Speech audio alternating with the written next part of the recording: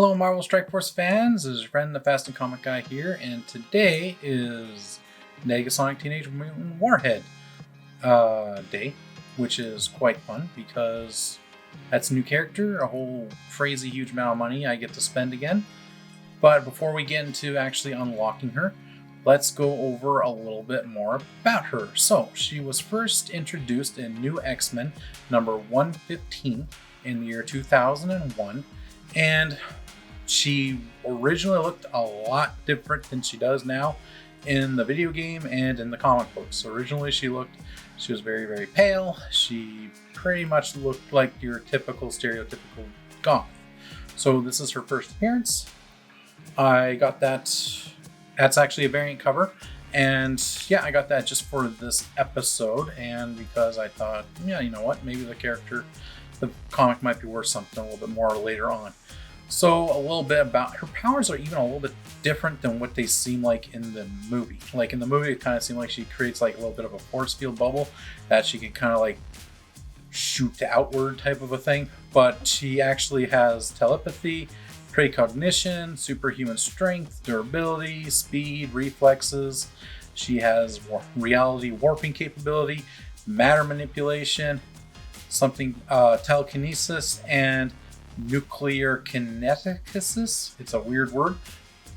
But she's actually a very good formidable fighter. Right now, she kind of works just with Deadpool in the comics.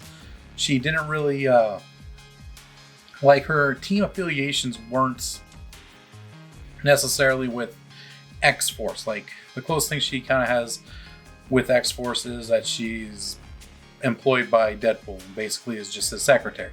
And but she was actually part of the Hellfire Club. Obviously, she was part of the X-Men and the Mercs for Money, which is Deadpool's job. So, yeah, she wasn't actually, in my opinion, anything like really solid with the X-Force. So, why she's on the X-Force team in Marvel Mutant Strike Force? Sure, okay, we'll go with it. But yeah, so. Let's get right on into it. So I did buy one of her offers, and her offer is $70. That's not very nice, like, at all. So yeah, I got one of them, and I'm going to open them up, and we will do some red orbs, and we will see how things go. I will power her up and use her in a blitz with Domino. So here we go. Let's see how we do with the orbs. Before we do that, spend as much gold as I can to try to unlock her. I'll need some of those guys because I want to get Ebony Maw. Probably need some of those. And do I need these? No, not those right now. Because, seed theory is what they say. They say if you spend 400,000 gold approximately, you should be able to get some good drops on your characters. So let's see what happens here if that actually works. So here are her orbs. I got 8 of them.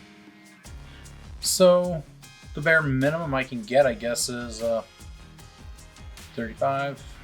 48 is a bare minimum I can get. So let's see how we do. 8. 6. So far we're doing pretty horrible. Another 6. 12, alright. 8. Now the maximum, there's a 6, so that's a pretty horrible one. 8. So I'm not doing as bad as I did that last couple of times, but so the bare minimum I could get is 48, and I got 60. So that's still, in my opinion, pretty bad. So we will unlock her. Nice character model. This is pretty close to what she looks like right now in the comic books, actually.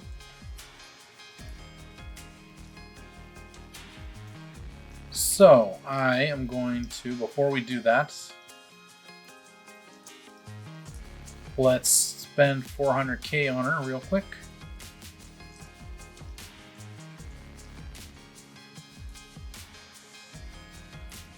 So that's about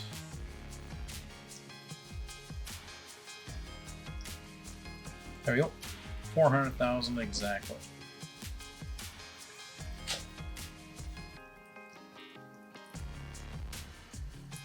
Level 1 to 45. Alright. So we go back to our supplies because she is the main person for the red star orbs right now. Now usually what people do is, she's at 15%. Usually what people do is they'll open up your these orbs here, the milestone orbs, and if you get a 1%, that generally means that you're going to get it, but I don't want to spend too much time on seed theory. But I think we're going to do alright, because we got Captain America 4-star. Nope.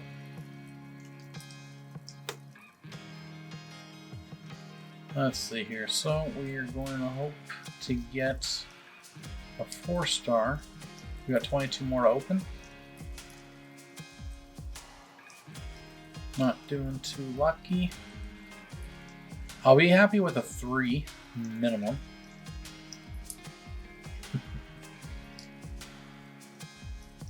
All these horrible opens. Oh, we got a 1. Look at that 1. 4 strike. That's actually an upgrade. I'm happy about that. He's Cable's clone in the comics. Actually, not entirely. I'd say he's closer to the original than what Cable is right now. Because Cable kind of just throws himself to get cloned all the time. Now, he just lets himself die and he clones himself again. So is Cable even the real Cable anymore? No. Well, we went up to a 2-star. So a 2-star is basically worthless. 3 stars are manageable, and a 4-star is basically where it's usable. Like, well usable, basically. Not doing too good this time. I did a lot better when I was trying to get Domino with her. Only had to open up like 3 or 2. Wow, look at that big upgrade. Huh? Oh. Not making it. 1 star. 4 more to open. Oh, there's a 4-star Hella. Kinda cool if I got a 5-star character. And it looks like we'll have 4. Might as well. Alright, so we got trash. But we got 4 of these.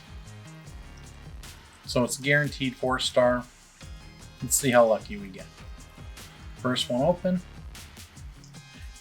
Hey, I got me an upgrade, Captain Marvel. That's actually a 5-star now. Let's see, come on. Oh. Nope. And so let's look at the odds of this. So Juggernaut, he is a 0.63% chance to get Juggernaut. And I got him twice out of all these characters. 1 more to open. 4-star vision. Crap. Okay. So, we got a 5-star here. What will we get?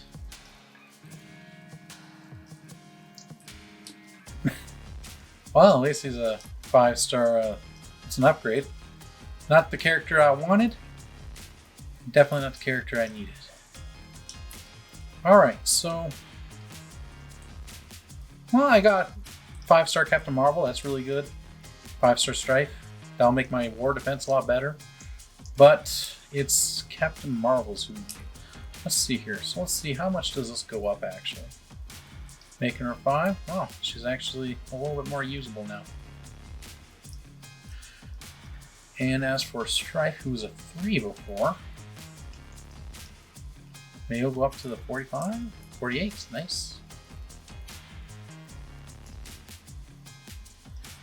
No one cares about the Blade Master. Okay, so 2 red star. That's quite disappointing. I'll actually have to work on this a little bit. So I'm going to gear her up as much as I can, and we will see how she looks later on. And I'll gear up as much as I can. She'll probably be around level 60, and have a couple of T3 ability upgrades. So I'll be right back, and we'll see how things go from there. Alright guys, so fun thing that happened while I was trying to scrounge for more gold to get her up. I managed to get a couple of shards from Premium Orb for Yo-Yo, so I'll be able to get her to 5 stars, so that's very, very fun. So here she is. I got her up to tier 9, 6 abilities, and level 60 before I pretty much ran out of gold. She is halfway to tier 10, just past the halfway point. Well, let's go after her abilities, or main ability, her basic. It's called Energy Blast, and it's basically just a straight up attack to one target. And as you upgrade it, it does more damage. Probably not needed for a T4. And as for her special, Particle Charge, attack primary and adjacent targets for 210% damage, plus clear 2 positive effects from each target. So that's actually quite nice. This attack cannot be blocked, and it also, so as you upgrade, it does more damage, clear more attacks, more positive effects, and when you put in T4, clear all positive effects from each target. So that looks like it'd be a really nice thing to have. And then Warhead, her main ultimate. Attack all enemies for 250% damage, apply heal block for 2 turns. On War Offense, clear defense ups on all targets. So that seems like it'd be a good screw you to the Asgard team, especially if they have a T4 passive on the Heimdall character, where everyone will have a defense up, and you start with it. So as you upgrade, there's a lot more damage. And then we go to her passive, which is the important thing. So right now I got the 1 T3 in there. And basically on spawn, bury yourself for 5% of this character's max health. On enemy turn, bury yourself for 5% of this character's max health. Fill speed bar by 10%. If this character has barrier, gain 10% armor. So a little bit more survivability. On offense, on spawn, fill speed bar by 10%, plus 5% per X-Force ally. Gain 30% damage. X-Force allies gain 30% damage. So that's very, very nice. And then over here, as you upgrade it, get more barrier and get more armor. And we put the T4 in it. On War Offense, 20% damage for self and all. So yeah, the T4 on this might be pretty decent because it just gives all your X-Force character buddies an extra whole lot more damage. So that is her. Let's see how she does in a blitz. This is what you get when you buy her $70 offer. You will get another one for 100 of these for $13.99 Canadian. So for the Americans, it's about $10. And you can do that 3 times. So for $30, you can get a few more of her abilities upgraded. I, unfortunately, am unable to do. So, here's the team. I thought I would throw Captain Marvel in there just because I got a 5th star on her. So I want to see how she does. So this is at the end of the 7s. Hopefully we will get a really good, what do you call it? Some good examples of it. Oh, wow.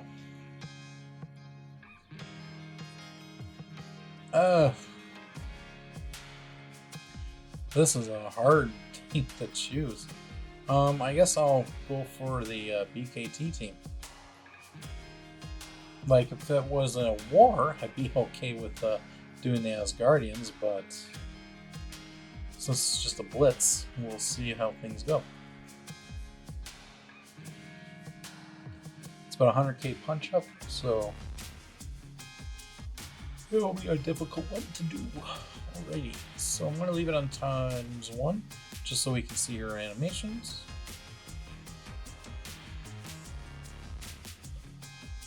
Maybe I can get lucky and eliminate Minerva right away.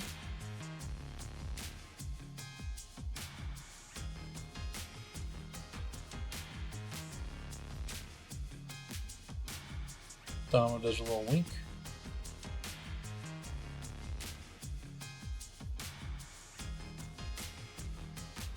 Now we're going to get taunt to group because of Rocket.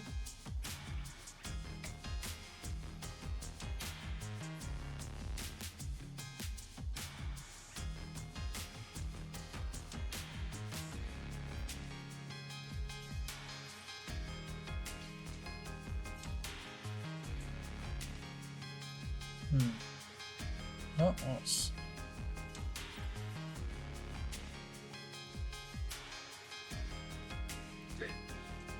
Come on, kill that. Minerva just doesn't want to die. There she goes, finally. Now this seems doable.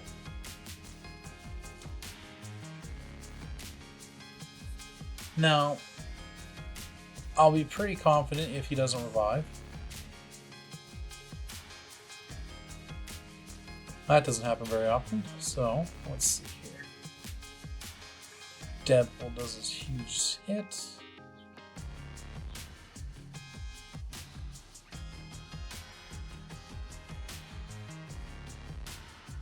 He did not like that.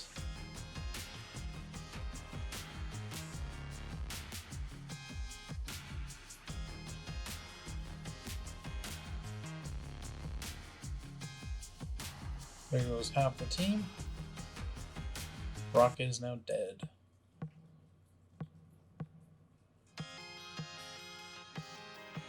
That's a pretty cool animation.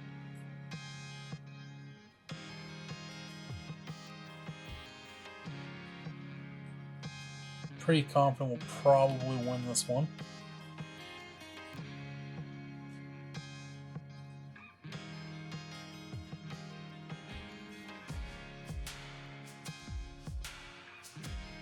Deadpool's going to do a thing.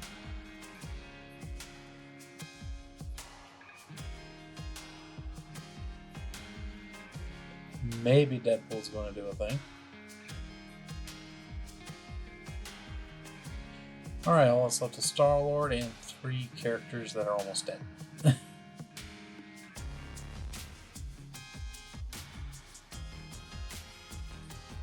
apparently everyone's blinded.